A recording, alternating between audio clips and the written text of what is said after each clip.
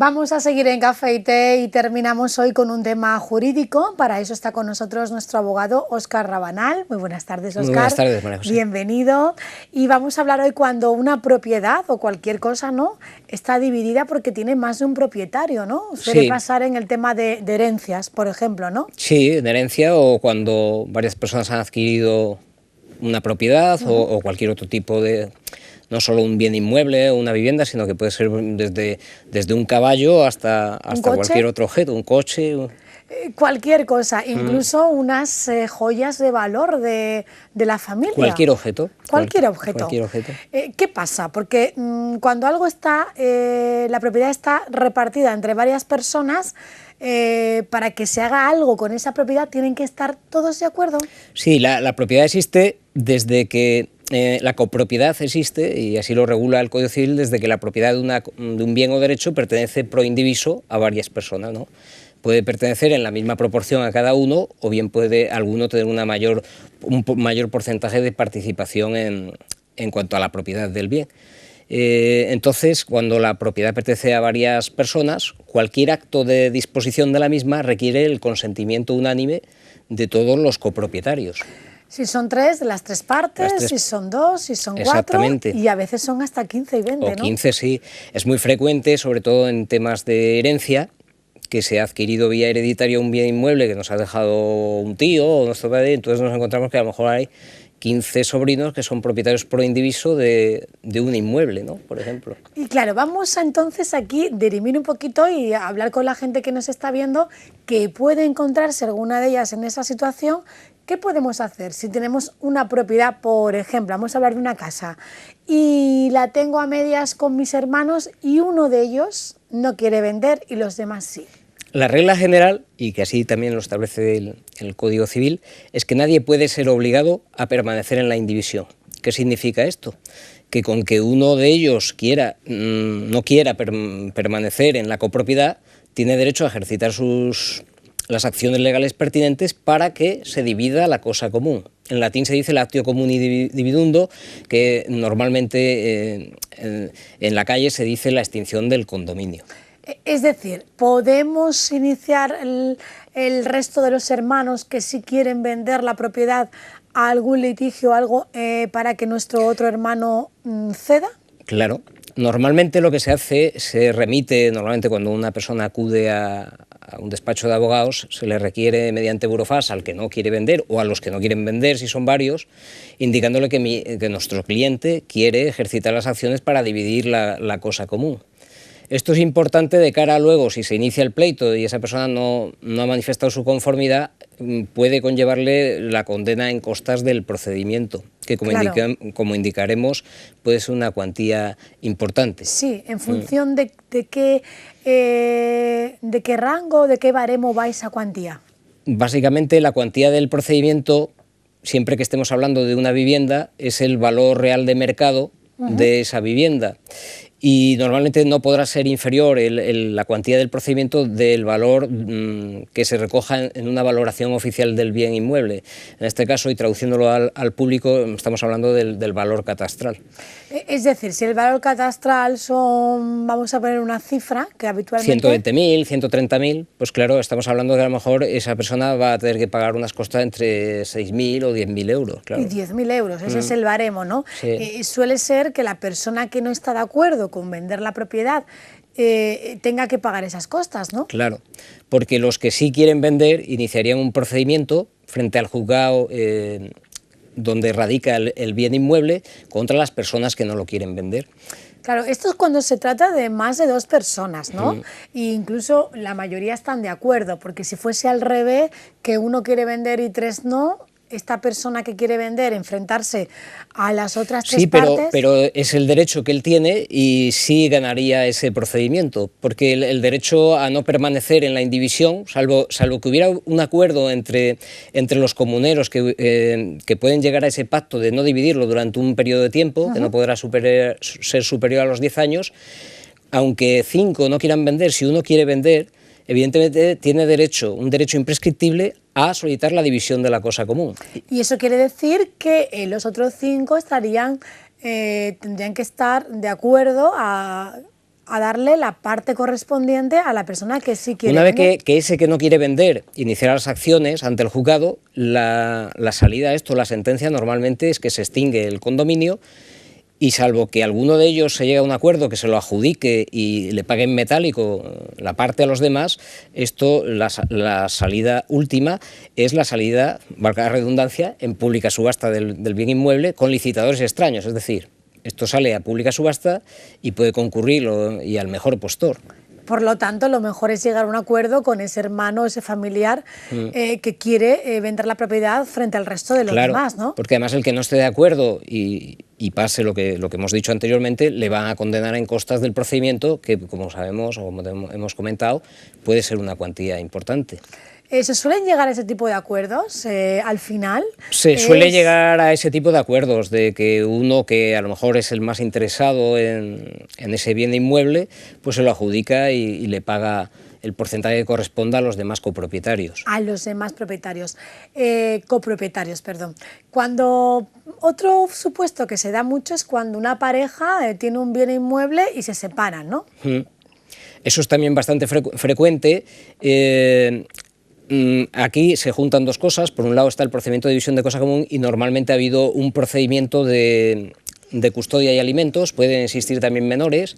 Se le ha atribuido el uso, a lo mejor en el procedimiento de custodia y alimentos al progenitor, normalmente a la mujer, y a los niños. Entonces, si ese derecho de uso que tiene el cónyuge, el progenitor custodio y los niños está inscrito en el registro de la propiedad, es oponible frente a terceros. Cabría la posibilidad de que saliera a pública subasta ese bien, pero la persona que adquiriera ese inmueble tendría que cargar con el derecho de uso que tiene el progenitor custodio. Claro, y los niños. Tendría que esperar a que finalice ese derecho de uso, que suele ser cuando los hijos alcanzan la independencia económica. La independencia económica. Con lo cual, claro, normalmente ahí es mucho más difícil que alguien concurra a la subasta y puje si hay un derecho de uso inscrito. Pero insisto, tiene que estar inscrito en el registro de la propiedad. Bueno, hoy en día es mucho más común la custodia compartida, ¿no? Se dan menos casos de este tipo, ¿no? Se dan menos, pero sí es habitual. Es habitual.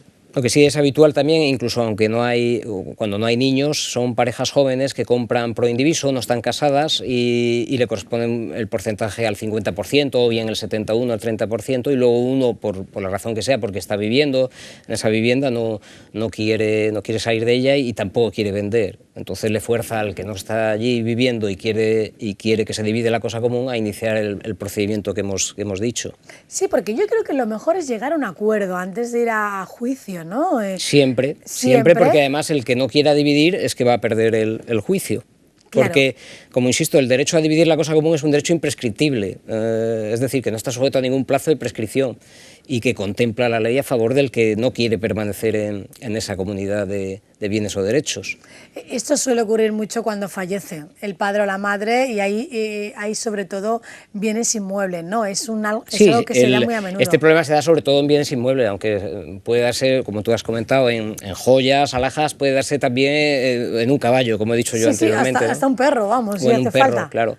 Sí es verdad que en ocasiones, esto no lo hemos comentado, la división sí puede hacerse materialmente. Igual se pide en ese procedimiento que se divida materialmente. Podemos estar hablando de una finca rústica en la cual sí se puede segregar en diversas parcelas, y entonces a lo mejor si son 4, pues se puede segregar en 4 parcelas, siempre que lo permita las normas urbanísticas o las normas del ayuntamiento. Sí, pero si hablamos pero ya cuando no hay una divisibilidad física o jurídica, es decir, divisibilidad jurídica es cuando una finca registral lógicamente no puede dividirse en 2, o bien estamos hablando cuando desmerezca mucho con el uso, como sería una parcela que si la dividimos en 4 partes, lógicamente cada parte por separado tiene un valor notablemente inferior a la finca rústica en conjunto. A la parcela. Entonces ahí ya nos fuerza siempre a ir a la venta en pública subasta del bien, ¿no? Y el reparto en la proporción que corresponda. Por lo tanto, en el caso de que fallezca el padre o la madre y haya varios hijos y se quede un piso en propiedad de la madre, por supuesto, o el padre, porque aún viven, ¿no?